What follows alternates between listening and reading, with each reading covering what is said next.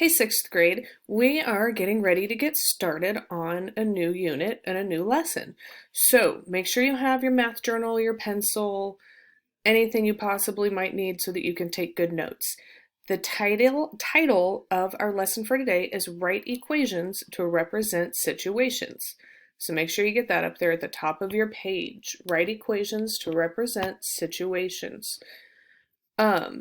Our learning goal for today, which you need to make sure you get that in your notes too, is our learning goal is I will model and write an equation to represent a situation. I will model and write an equation to represent a situation. All right, now you guys have already done your vocabulary lesson, so our two important vocabulary words for this lesson is equation and solution of an equation. Make sure you just jot those in your notes, just because I want you to see which units our vocabulary words go with, and you'll see why they were important to learn in the first place. Vocabulary lesson. You guys already know that an equation is a mathematical sentence that shows that two expressions are equivalent or equal to each other. And when I picture equations being equivalent, I kind of try to picture one of those balance scales, like I know some of you guys have used in science before. And when these balance scales have the same amount of weight on both sides, the scale stays straight. But when something heavier gets put on one side or the other, the scale, one end of it will start to dip. So let's say I want to put a 3-pound weight and a 6-pound weight on one side of the scale. Okay? Make sure you're drawing this in your notes. I'm sure your drawing will look a lot better than mine. And then I want to put a 9-pound weight on this other side of the scale. Will the scale balance, or will one side be heavier than the other? We know that the scale is going to balance because we know that 3 plus 6 equals 9, right? So we know that that one balances and the equations it's equal. But let's say we have a scale and our scale is balanced, but we're missing one of the values. So we have to figure this out. And on one side we have our 2 plus 8, and maybe it looks like it's going to equal 6 plus x. All right, so we need to solve for x here. We already know that 2 plus 8, when we add those together, those two equal 10. So if 2 plus 8 equals 6 plus x, oh goodness, you guys already know that if you add 4 to 6, you'll get 10, correct? So, whoops, let's get rid of that real quick. So 6 plus 4 equals 10. That means that x is equal to 4. Make sure you're getting all of this in your notes. At the end of this lesson, you have 6 problems to do on your own. We're going to try another one. And yes, make sure you get this in your notes, as much as I'm sure you're like, I'm not gonna write it. Oh yeah, get it in your notes. So let's say we are going to the movies. We buy 4 tickets and we spend $48 on the tickets.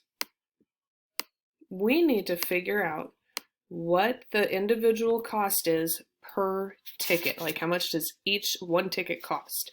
So the information we know so far is we bought 4 tickets. We spent $48 on those tickets.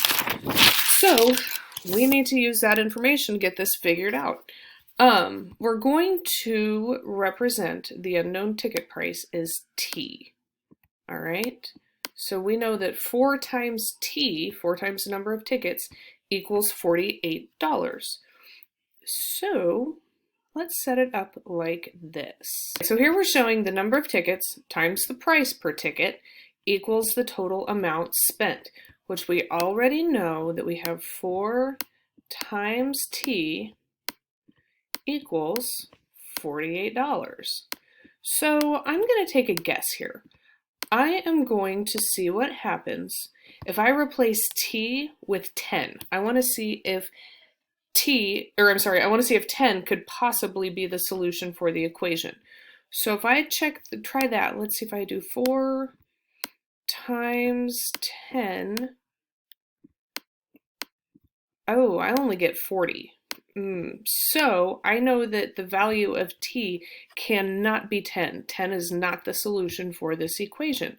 Something that I can tell though is that 10, when I multiply 4 tickets times $10 each, the value is way too low. So I need to try numbers larger than 10. What if I try 4 tickets times $12 each? Okay, well, we all know that 4 times 12 equals 48. So there we go. So T is equal to $12. The cost of each ticket is $12. That means that 12 is the solution of the equation. And from your vocabulary words, you guys would know that the solution of an equation is the value that makes that equation true. The solution of an equation is the value that makes the equation true. Okay, we're going to do one more together, and then I'm going to give you several problems for you to do in your notes, all on your own. So we're going to go with there being 27 students in a math class. Okay, so here's our 27 students. You'd better be writing a whole lot better than I am in your notes. So you've got 27 students. Only 23 kids were at school today though. So we need to figure out how many kids are absent. All right. So we need to figure out what that missing value is. And so we're going to write an equation with the information that we already have in order to figure out how many students are absent today.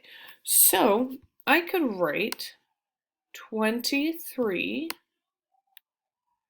plus S for those missing students equals 27. So I need to sit and kind of think on this.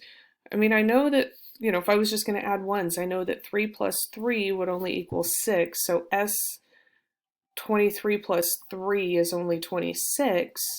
But what if I try 4? If I add 23 plus 4? Let's try that one.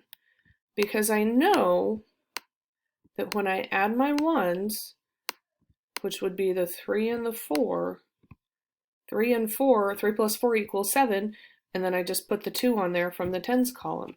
So the solution to this equation is 4. The missing absent number of students equals 4. All right, I'm going to give you the problems to do in your notes, and make sure you show your work, and I will see y'all later. All right, guys, here are the equations to do in your notes. So you have 8 times x equals 32. X equals something. 42 minus x equals 37. Find out what the value of x is. 20 divided by x equals 4. So what could x possibly be? 5/10 times x equals 2. Find the value of x. X divided by 3 equals 1. And your very last one would be x plus 13 equals 16. So good luck and have fun finding a lot of values for x.